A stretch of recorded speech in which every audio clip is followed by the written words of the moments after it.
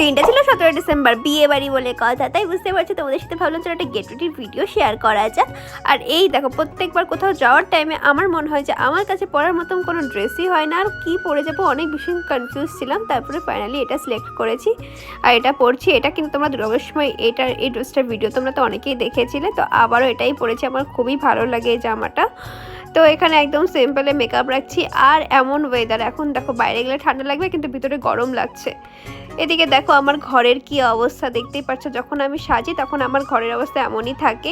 আর এটা ছিল আমার ফাইনাল মেকআপ লুক। তো কেমন লাগছে অবশ্যই কমেন্ট করে দিও।